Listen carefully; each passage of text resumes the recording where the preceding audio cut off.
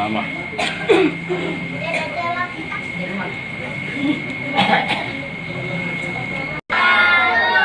Jadi pada siang hari ini kita mendoakan para penyumbang Bapak Haji Masjidi, Bapak Pak Mulyono, dan ada penyumbang untuk anak yatim hari ini disalurkan ke umat. Sekaligus mendoakan Eyang Habibie, Presiden ketiga, mudah-mudahan doa anak yatim Eyang Habibie husnul khatimah, dimasukkan di surga. Amin toh. Amin.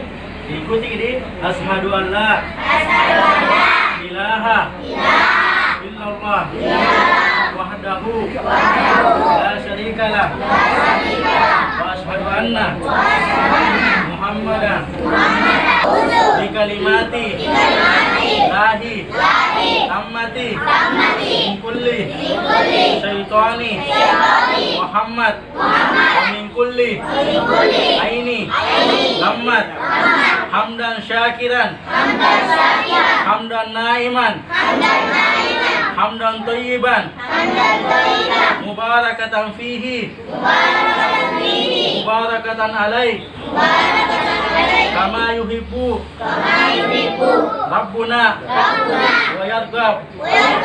Ya Allah, pada siang hari ini kami bersama anak yatim, berilah keberkahan timah bacena ya Allah. Ya Allah, berilah keberkahan pada penyumbang kami untuk anak yatim ya Allah.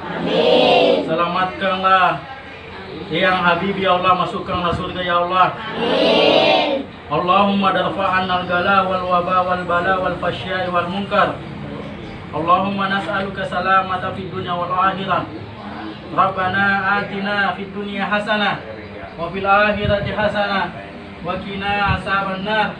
Wa sallallahu ala sayyidina Muhammad wa khususan arwahi almarhum Eyang Habibie. Al-Fatihah. Bismillahirrahmanirrahim. Alhamdulillahi Rabbil alamin. Ar-Rahmanirrahim. Maliki yaumiddin. Iyyaka na'budu wa iyyaka nasta'in. Ihdinas siratal mustaqim. Siratal ladzina an'amta 'alaihim ghairil maghdubi 'alaihim waladdallin. Amin. Semua personilnya dalam lindungan Allah, menjalankan tugas dilindungi oleh Allah, dimudahkan oleh Allah. Jadi kenapa mana penyumbang? Ada sih.